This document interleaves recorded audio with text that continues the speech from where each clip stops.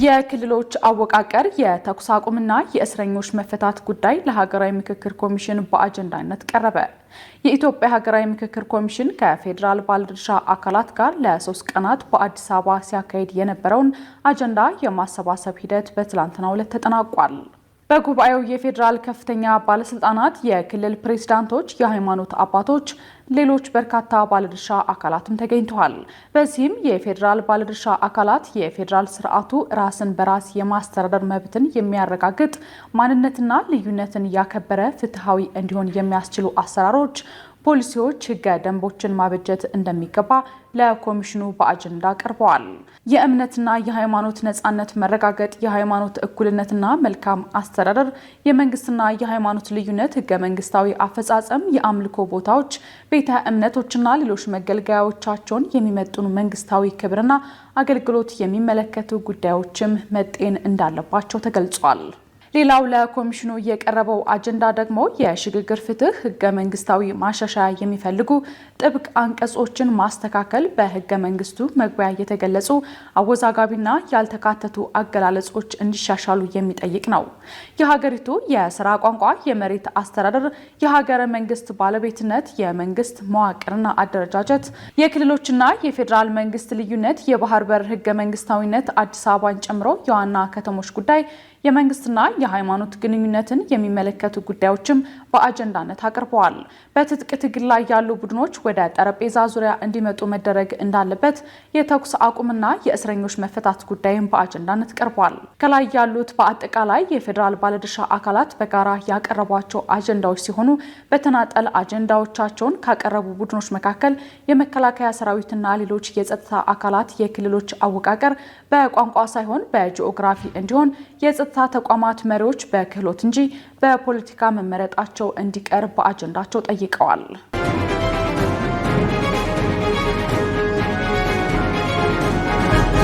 አቶ ጌታቸው ረዳ ለመጀመሪያ ጊዜ የፌዴራል መንግስትን ወክለው ወደ ሱዳን ተጓዙ።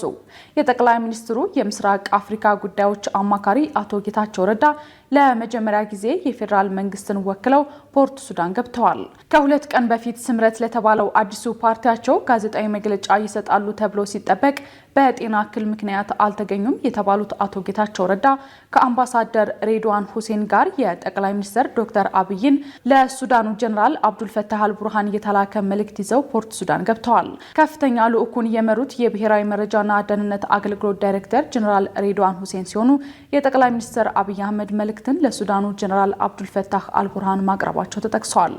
በፖርት ሱዳን ደማቅ አቀባበል እንደተደረገላቸው የገለጹት የልዑኩ መሪ ሱዳን ሰላምና መረጋጋቷን ለማረጋገጥ ለምታደርገው ጥረት ኢትዮጵያ የማይናወጥ ድጋፏን እንደምትቀጥልም በአጽንኦት መግለጻቸውን ተናግረዋል። በሌላ በኩል የኤርትራ መንግስት ከፍተኛ ልዑክን ይዘው ወደ ህንድ ያቀኑት የኤርትራ ውጭ ጉዳይ ሚኒስትር ኦስማን ሳሌህ ሰሞኑን ፖርት ሱዳን መቆየታቸው ይታወሳል። ከወራት በፊት በአስመራ ቤተ መንግስት ከኢሳያስ አፈወርቂ ጋር የተገናኙት የሱዳን ወታደራዊ መንግስት ፕሬዝዳንት ጀነራል አልቡርሃን ወደ አስመራ የተጓዙ ሲሆን ከዚህ ጉብኝት በኋላ የኤርትራው የውጭ ጉዳይ ሚኒስትር ተደጋጋሚ ጉዞዎችን ወደ ሱዳን አድርገዋል። ይህ ጉዞ የኤርትራን መልእክት ለማድረስ ከመሆኑ ውጪ መልእክቱ ምን እንደሆነ የሚገለጽ ነገር የለም።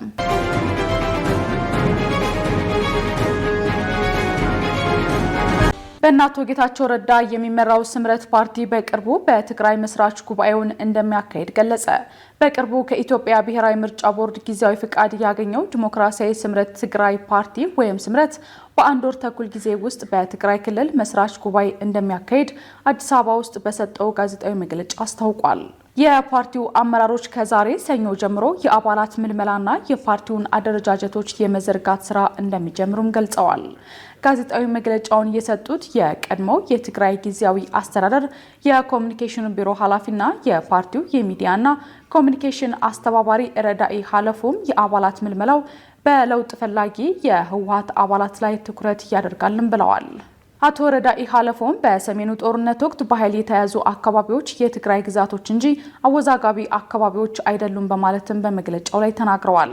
100 አባላትን በመያዝ ጊዜያዊ ፈቃዱን ከምርጫ ቦርድ ያገኘው ስምረት በዚህ ጊዜ ውስጥ ከትግራይና ከሌሎች የኢትዮጵያ አካባቢዎች አባላትን የመመልመል ስራዎች እንደሚሰራ አቶ ረዳኢ ተናግረዋል።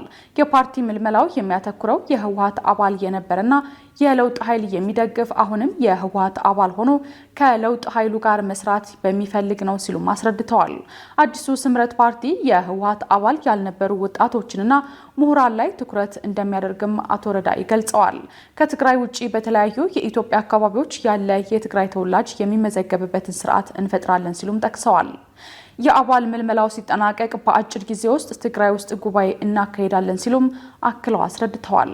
በፓርቲው ውስጥ በርካታ የቀድሞ የህወሓት አመራሮች እንደሚገኙበት የሚገለጽ ሲሆን ከህወሓት ለቀው የነበሩት የቀድሞ የፌዴሬሽን ምክር ቤት አፈ ጉባኤ ወይዘሮ ኬሪያ ኢብራሂም እንደሚገኙበትም ተናግረዋል። በአዲሱ ስምረት ፓርቲ ውስጥ አለሁኝ ያሉት ወይዘሮ ኬሪያ በትግራይ ያሉ አመራሮች ህወሓትን አጥፍተው ህዝብን እስኪያጠፉ ድረስ መፍቀድ የለብንም ሲሉ አስተያየታቸውን ሰጥተዋል። ኢትዮጵያ ብሔራዊ ጥቅሟን የሚያስጠብቅ ጠንካራ ሰራዊት እየገነባች መሆኗን የመከላከያ ሚኒስትሯ ተናገሩ። ባሳለፍነው ሳምንት የኤርትራው ፕሬዝዳንት ኢሳያስ አፈወርቂ በኤርትራ የነጻነት በዓል ላይ በኢትዮጵያ የውስጥ ጉዳዮች ጭምር በመግባት የተለያዩ አስተያየቶችን መስጠታቸው ይታወሳል። ይህንንም ተከትሎ ከሳምንት በኋላ ቅዳሜ ከብሔራዊ ቴሌቪዥን ጋር ቆይታ ያደረጉት የመከላከያ ሚኒስትሯ አይሻ መሐመድ በስም ያልጠቀሷቸውን አካላት ኢትዮጵያን የተመለከተ ንግግር ማድረጋቸውን በማስመልከት ወቅሰዋል።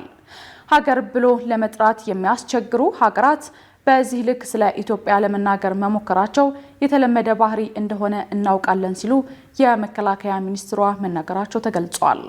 በአሁኑ ሰዓት እየተገነባ ያለው ሰራዊት እነርሱ እንደሚያስቡት እዚህ ሰፈር ላይ የእነሱን ምክር እየሰሙ ብድግ ለሚሉ ትናንሽ ኃይሎች የተደራጀ ሰራዊት አይደለም ሲሉም ተደምጠዋል። የመከላከያ ሰራዊቱ በማንኛውም የተሳሳተ ስሌት ኢትዮጵያን ለመድፈር ብሔራዊ ጥቅሟን ለመንካት ለሚፈልጉ ኃይሎች በአስተማማኝ ሁኔታ የተገነባ እንደሆነም አክለው ተናግረዋል። ቤታችን ውስጥ ላሉት እዚያም እዚህም ለሚታዩት ትንንሽ ነገሮች የሰፈር ሚሊሻ በቂ ነው ያሉት ሚኒስትሯ ይህንን የሚሊሻ ኃይልም እያሰለጠኑና እያዘጋጁ መሆኑን ተናግረዋል።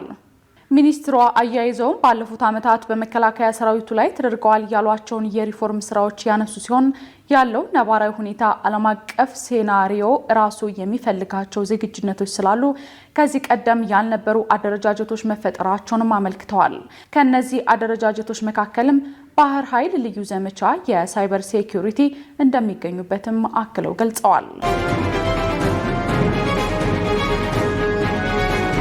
ዩክሬን በሩሲያ 5 ግዛቶች ላይ በፈጸመችው ከባድ ጥቃት ከ40 በላይ የጦር አውሮፕላኖች ወደሙ። ዩክሬን በ4 የሩሲያ ወታደራዊ ካምፖች ላይ በፈጸመችው ጥቃት ከ40 በላይ የጦር አውሮፕላኖች ማውደሟ ተገልጿል። ዩክሬን በሩሲያ ምድር ላይ የፈጸመችው ተከታታይ ከባድ ጥቃት በድሮን እየተፈጸመ ሲሆን ይህም ጥቃት ከባድ ጉዳት እያደረሰ መሆኑ እየተገለጸ ይገኛል። ጥቃቱን አስመልክተው መግለጫ የሰጡት ፕሬዝዳንት ቮሎዲሚር ዘለንስኪ በጥቃቱ 117 ሰው አልባ አውሮፕላኖች ጥቅም ላይ መዋላቸውን ገልጸው 34 በመቶ የሩሲያ ስትራቴጂክ ክሩዝ ሚሳኤል ተሸካሚዎችን መምታታቸውን ተናግረዋል። የዩክሬን የደህንነት ተቋም በበኩሉ በሩሲያ ላይ በተፈጸመው የአየር ኃይል ምድብ ላይ የደረሰውን ውድመት $7 ቢሊዮን የሚገመት መሆኑንም ይፋ አድርጓል። ጥቃቱን ለመፈጸም ለአንድ ዓመት ከግማሽ ያህል ሲያቅድ መቆየቱንም አስታውቋል። የደህንነት ተቋሙ በሩሲያ ላይ የተፈጸመው ጥቃት ከርቀት ቁጥጥር ከሚደረግባቸውና በትክክለኛው ሰዓት ኢላማቸውን እንዲመቱ በተደረጉ ድሮኖች መሆኑን አስታውቋል። ጥቃቱን ተከትሎ ዘለንስኪ የደህንነት ተቋማቸው ኃላፊን አሞግሰው ድንቅ የሆነ ውጤት ሲሉ የተካሄደውን ጥቃት ማድረጋቸውን አነጋጋሪ ሆኗል። ጥቃቱን ተከትሎ ሩሲያ ይፋ ባደረገችው መረጃ በ5 ግዛቶቿ ላይ የተፈጸመው ጥቃት የሽብር ተግባር ነው ስትል ፈርጃለች። ይህ ጥቃት የተፈጸመው የሩሲያና የዩክሬን ተደራዳሪዎች ዛሬ ሰኞ ለሁለተኛ ዙር ድርድር ኢስታንቡል ከመገናኘታቸው በፊት በመሆኑ የሁለቱ ሀገራት ድርድር ውጤት ያመጣል ተብሎ እንደማይገመት ታዛቢዎች ተናግረዋል። የሩሲያ ብሔራዊ መገናኛ ብዙሃን ኤጀንሲ ሪያ በበኩሉ የሀገሪቱን ምስራቃዊ ክፍል ሌላ ታቅዶ የነበረን ጥቃት የሀገሪቱ የደህንነት መስሪያ ቤት ማክሸፉን ዘግቧል።